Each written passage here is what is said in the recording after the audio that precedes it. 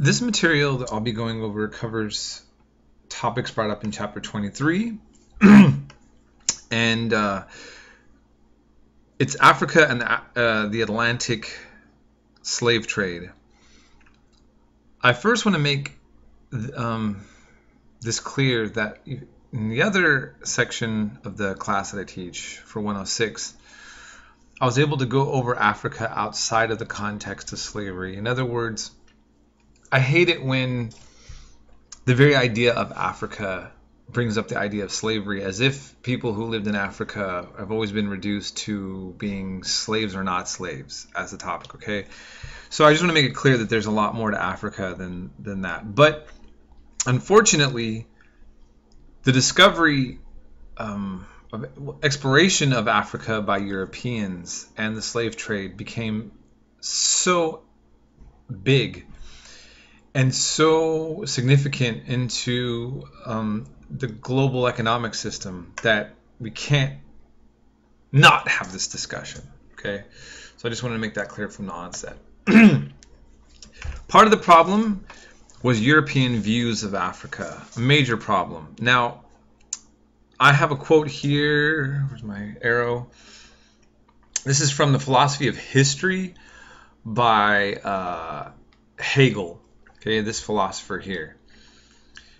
Hegel is the philosopher who had an idea that history was moving like progressively through a dialectic. Okay, that there was these forces within nature. That when we say like progress or like that history is going somewhere, you have this idea that history is not random, but it's actually kind of evolving towards something. Christianity, of course, teaches, and Islam, that history is moving towards, the last day or things like that. Here is this philosopher who had the same kind of idea, but he saw history as a set of stages. And so when he looked at countries like China, or in this case, Africa, I'll let you read. You can press pause and just read all of the comments here, but it's quite amazing. I don't know, amazing is not the right word.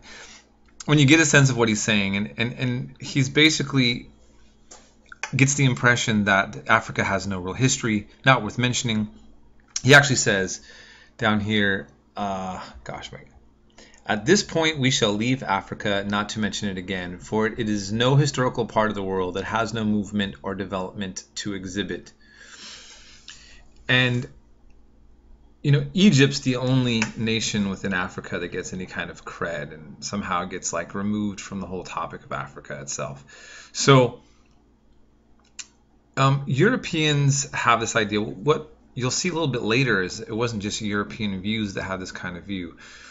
One of my theories is that societies that had reading and writing and made large buildings often considered other cultures that didn't do that to be in some sort of primitive stage, like that civilization had to have those things or they didn't count.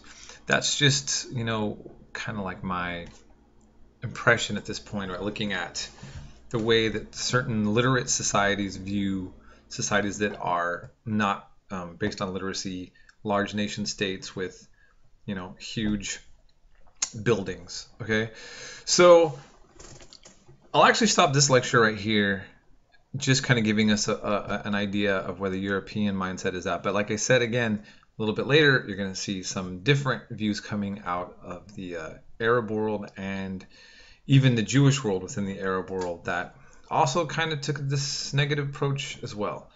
So I'll end this right here, and then we're going to go into Islam in Africa, because Islam in Africa is the first contact of these literate societies coming into Africa. Okay. All right. Whoops. Gotta get this. There's the arrow.